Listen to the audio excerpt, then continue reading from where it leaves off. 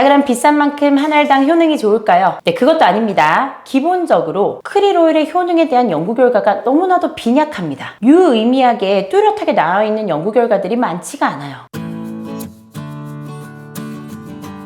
안녕하세요, 내과점의 닥터K입니다. 오메가3와 항상 함께 언급되는 영양제죠. 외래에서도 오메가3 드셔야 돼요 말씀드리면 항상 질문하시곤 하시는 것인데 바로 크릴 오일에 대한 겁니다. 수많은 언론 매체들이 크릴 오일의 다양한 효과와 효능을 극찬하면서 얼마 전부터 혜성같이 등장한 크릴 오일, 과연 어떤 효능이 있는지, 그리고 같이 언급되는 오메가3와 비교해서 어떤 차이점들이 있는지 알려드릴게요. 자, 먼저 크릴 오일에 대해서 말씀드리기 전에는 오메가3에 대해서 알아야 합니다. 일반 어류의 오메가3와 크릴 오일의 차이점을 좀 더 명확하게 이해하실 수 있어요. 자, 우리가 일반적으로 오메가3라고 하는 것은 어류에서 추출된 지방산 다리가 3개 있는 형태의 트라이글리세라이드 성분이에요. 이 오메가3 지방산에는 DHA, EPA, 알파 리놀레산 등이 함유되어 있고, 이 자체로는 당연히 순도가 많이 떨어지기 때문에 정제를 통해서 가공되게 됩니다. 오메가3는 많은 효능이 있죠. 다양한 연구와 검증을 통해서 오메가3 중에 일부는 이미 의약품으로 인정까지 받고 있어요. 처방도 가능한 약품으로. 특히나 오메가3의 가장 중요한 효과는 중성지방을 낮추어준다는 효과입니다. 우리가 흔히 알고 있는 고지혈증의 여러 가지 형태 중에서 중성지방이라는 것의 수치가 높은 분들이 있어요.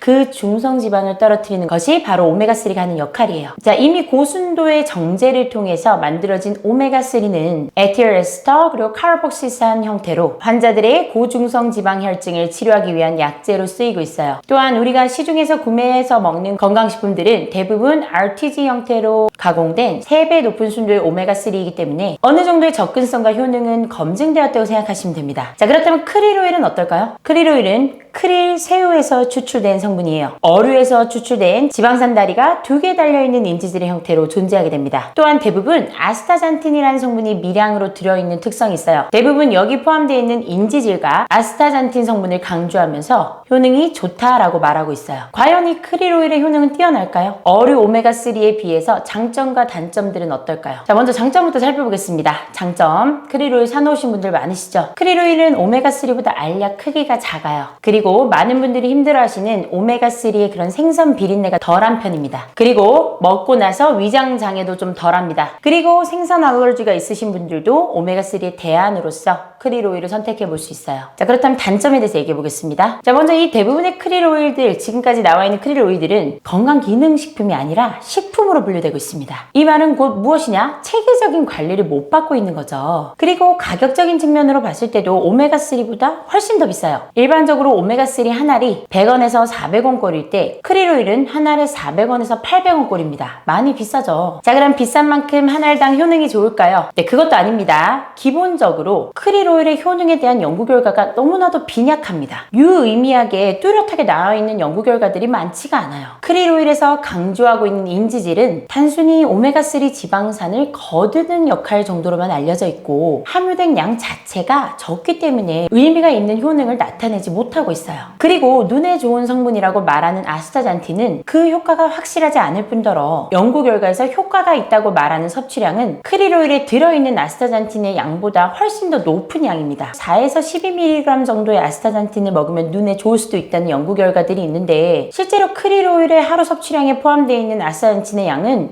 0.1mg에서 0.8mg 사이예요. 1mg도 안 돼요. 그렇기 때문에 굉장히 미량이라서 4mg, 12mg 이렇게 많이 섭취할 수가 없습니다. 의미가 없다고 보셔도 무방한 거예요. 자, 핵심 성분인 EPA와 DHA를 살펴봐도 결과는 다르지 않습니다. 동일한 양을 섭취했을 때 오메가3에서의 성분 함유량은 800에서 1000mg 정도 돼요. 그렇지만 크릴 오일은 180mg 섭취되게 됩니다. 자, EPA와 DHA의 함량 자체가 굉장히 차이가 납니다. 흡수율은 크릴 오일이 더 높아요. 그래서 이 흡수율 때문에 각종 방송과 광고에서 얘기하는 건데, 흡수율이 높으면 뭘 하겠어요? 양 자체가 너무나 조금 들어있어요. 단순히 흡수가 빨리 된다는 이점 때문에 이 크릴 오일을 먹는 것이 가치가 있을까요? 적은 양을 비싼 돈을 주고 사 먹을 이유는 없다는 얘기예요. 그렇기 때문에 언젠가는 이 뛰어난 흡수율을 가지고 있다는 크릴 오일의 장점을 살려서 더 많이 농축되어 있는 고농도의 그런 EPA와 DHA를 함유한 크릴 오일이 나올 수도 있습니다. 그렇지만 아직까지는 그런 제품들이 없습니다. 그렇지만 그 안에 들어있는 DHA와 EPA 성분이 몇 미리그램인지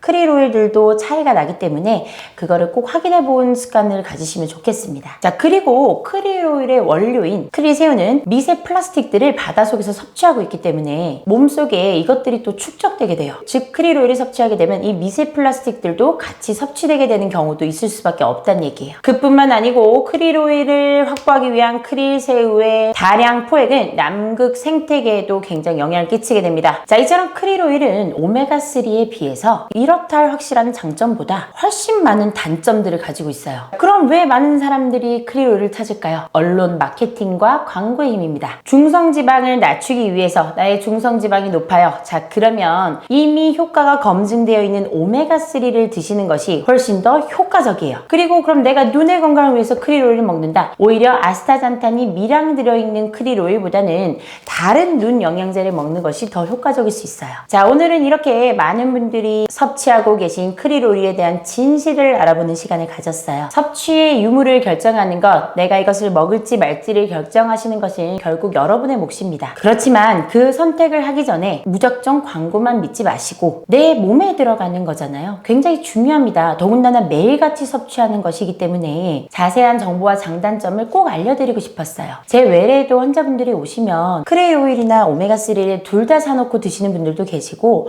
오메가3를 드시다가 크릴 오일로 바꾸거나 어쨌든 둘 중 하나를 드시는 분들이 꽤 많으세요. 물론 이제 환자가 처방을 할 정도로 높은 중성지방을 갖고 있을 때는 당연히 처방을 해드려요. 그렇지만 그런 정도가 아니고 내가 건강을 위해서 챙겨 먹을지라도 내 몸에 매일같이 들어가는 성분인데 당연히 자세한 사항을 잘 알고 계셔야겠죠. 그리고 이미 알려져 있는 것들에 비해서 가격 대비 효과가 너무나 떨어지기 때문에 한 번쯤은 이것에 대해서 여러분께 알려드리고 싶었어요. 그렇기 때문에 오늘 들으신 내용이 좀 불편하시더라도 이러한 사실이 있구나 라고 알고 계시면 되고요.